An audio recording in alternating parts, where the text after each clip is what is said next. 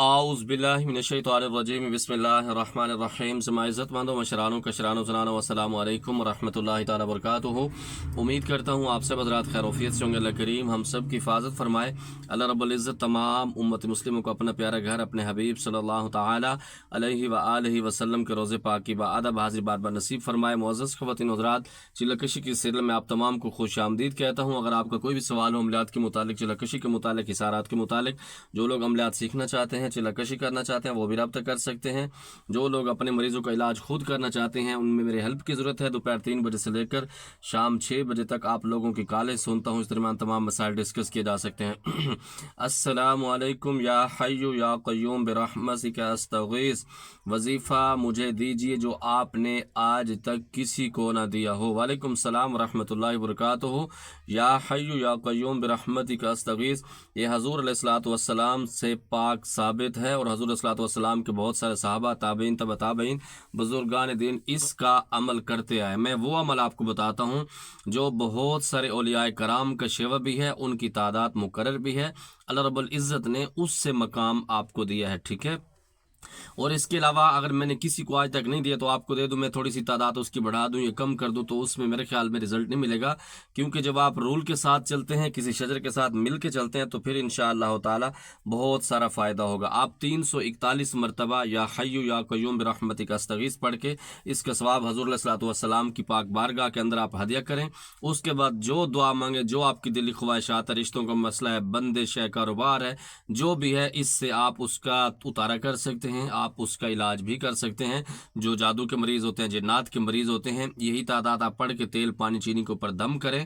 اور یہ وہ راز آج میں نے آپ کو بتایا، شاید اس سے پہلے میں نے کسی کو نہیں بتایا، انشاءاللہ بہت سارا فائدہ ہوگا۔ بھائی جان، اللہ پاک آپ کو بہت اجر عطا فرمائے۔ یہ کوئی بھی نہیں بتا سکا کہ اس میں کیا لکھا ہے۔ میری عمر کم ہے اور شادی ہوئے کو چند سال ہو گئے ہیں۔ آپ شاید گھر میں اجڑنے سے مزید بچایا ہے، کیونکہ جس بندے نے یہ تعویذ دیا ہے اس کے اندر میری والدہ فلاں فلاں کا نام لکھا ہوا تھا۔ اچھا، یہ میسج اس کا ہے کہ یہ ایک بھائی ہے، اس کے گھر سے کوئی تعویذ ملا تو اس نے بہت سارے عاملوں کو دکھایا ہے، تو اس نے کہا تابا نے جادو دے۔ مصیبت یہ ہے کہ جب عاملوں کو کال کر کے ہم کہتے ہیں نا کہ ہمارے گھر سے یہ تعویذ ملا ہے یا کوئی ایسا نقش ملا ہے، تو وہ سالے ایسے کہتے ہیں کہ آپ کے اوپر جادو ہے۔ تو سارے تعویذ جادو کے لیے نہیں کیے جاتے بچے، آپ سمجھا کرو۔ آپ اپنے رزق کے لیے، اپنے پیسوں کے لیے کسی کی زندگی کو داؤ پر مت لگایا کرو۔ اچھا، جب میں نے اس تعویذ میں پڑھا تو اس میں حسبنا اللہ و نعم الوکیل تھا، اس میں 2-3 آیتیں اور بھی تھی۔ وہ محبت کا عمل تھا۔ ہو سکتا ہے کہ اس کی بیوی نے اپنے شوہر سے محبت کرنے کے لیے تعویذ کسی سے لیا ہو، دبا دیا ہو۔ اچھا، کچھ ٹائم کے بعد وہ تعویذ اس کے شوہر کے ہاتھ لگا۔ جب اس شوہر نے وہ تعویذ اٹھایا تو اس نے بہت سارے عاملوں کو دکھایا، وہ میرے خیال میں ہیں بھی UK میں وغیرہ میں، دوسری کنٹری میں۔ تو وہ کہتے ہیں کہ ہر بندے نے مجھے کہا، ہر عامل نے مجھے کہا کہ آپ کے اوپر جادو ہے، اتنا پیسہ لگے گا، ٹھیک ہو جائے گا۔ خدا کے لیے عاملین حضرات، میں آپ سے کہتا ہوں کہ جو جاہل قسم کے عامل بنے ہوئے ہیں، عاملین کو بدنام کرتے ہیں، پیران عظام کو تباہ کر کے بیٹھے ہیں ان سیٹوں کے اوپر، خدا را اللہ رب العزت کی بارگاہ کے اندر اس کا آپ کو جواب دینا پڑے گا، اس کا حساب ہوگا کہ آپ بغیر تحقیق کیے، آپ کو پتہ بھی نہیں اس کے اندر لکھا ہوا کیا ہے۔ اور میں گارنٹی سے کہتا ہوں جتنے عاملوں نے اس کو بتایا وہ سالے پڑھ بھی نہیں سکے اس کے اندر لکھا ہوا کیا ہے۔ اور میں نے اس کو جب توجہ دی ہے، تقریباً 5-10 منٹ میں نے اس پہ فوکس کیا ہے، اللہ رب العزت نے مجھے وہ ساری چیزیں پھر واضح طور پر میں نے اس کو سمجھائی ہیں، ٹیک لگا کے بچے اس کے اوپر یہ لکھا ہوا ہے، اس کے اوپر یہ لکھا ہوا ہے، یہ آپ کا ماں کا نام اور آپ کا نام لکھا ہوا ہے، آپ کی بیوی کا نام لکھا ہوا ہے، ٹھیک ہے؟ تو خدا کے لیے کسی کا گھر کو آباد کرنے کی کوشش کریں۔ اگر آپ گھر توڑنے کے اندر آئیں گے، اب ہو سکتا ہے جب آپ نے اس کے اندر وسوسے ڈال دیے تو وہ بندہ اپنی بیوی کو طلاق بھی دے سکتا تھا، تو اس طلاق کا گناہ بھی تو آپ کے ذمہ میں آتا ہے۔ خدا کے لیے ان چیزوں سے پرہیز کیا کریں۔ بھائی، کسی چیز کی حقیقت جاننے کے لیے کیسے چلا کیجیے؟ اچھا، مجھے نہیں پتا کہ آپ کس طرح کی بات کر رہے ہیں۔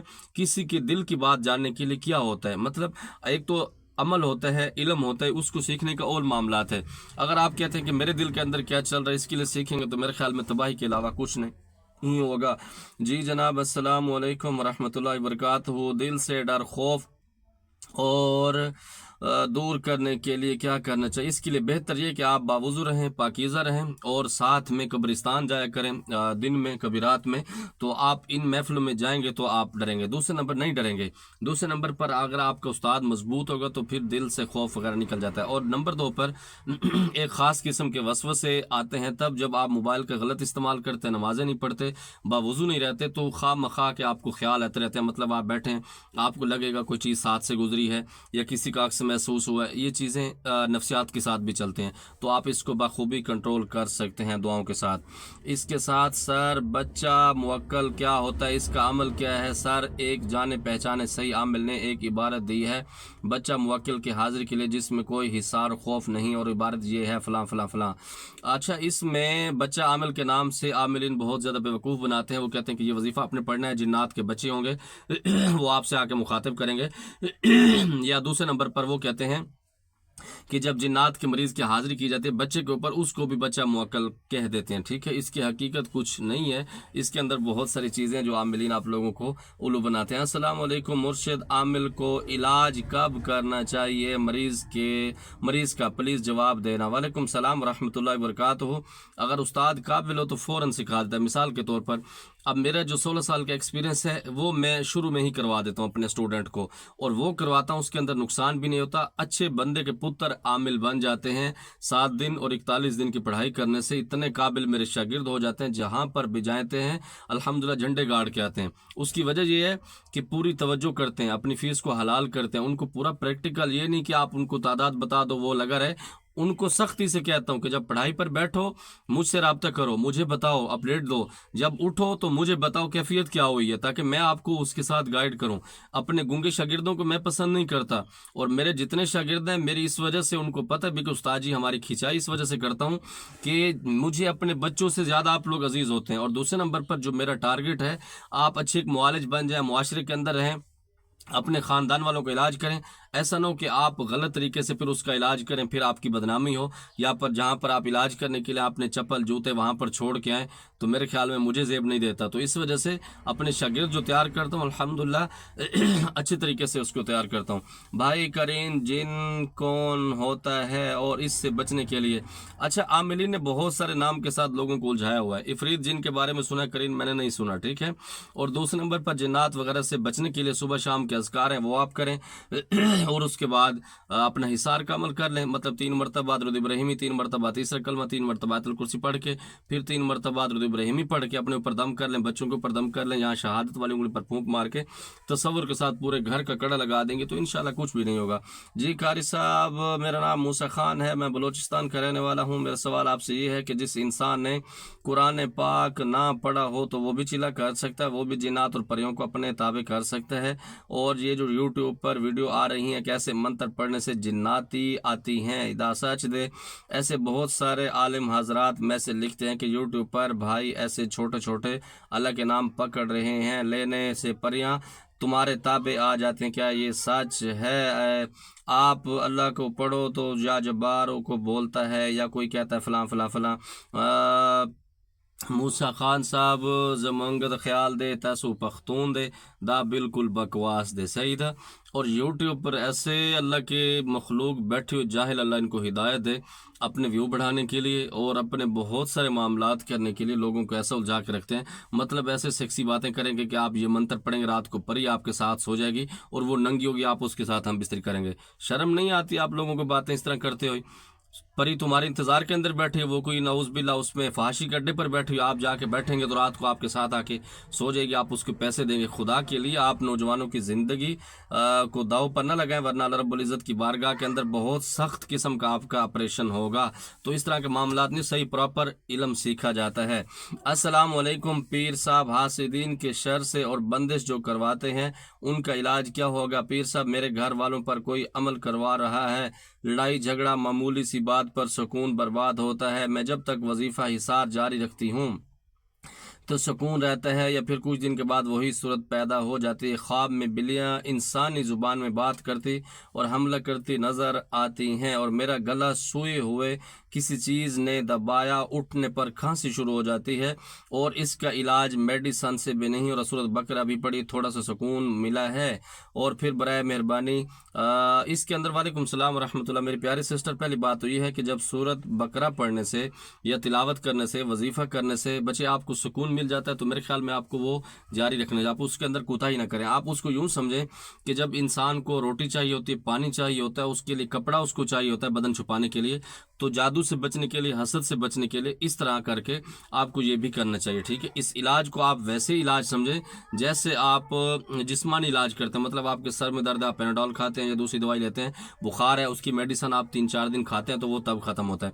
तो इसका भी जादू के जो मामलात होते हैं बार बार आपके ऊपर अटैक करते रहते हैं, आपके ख़ानदान वाले होते हैं, इसके अंदर बहुत सारे लोग दूर के नहीं होते, क्योंकि आपकी शोहरत से, आपके अच्छे कपड़ों से, आपके बिजनेस से, आपकी गाड़ी से वो लोग जल रहे होते हैं, हसद की वजह से इस तरह करते हैं। नंबर 2 पर जादू जिन्नात को ख़त्म करने का मुकम्मल वजीफ़ा हमारे यूट्यूब मुर्शिद बिलाल टीवी पर एक पढ़ाई है 16 या 19 मिनट की, गालबन 19.5 मिनट की, आप डाउनलोड करके रख लें, घर के अंदर 3-4 मरतबा उसकी रिकॉर्डिंग चलाएं और ख़ुद आप हेडफोन के साथ 1-2 मरतबा सुन ले करें। इंशाअल्लाह बहुत जल्द आपकी जान छूट जाएगी।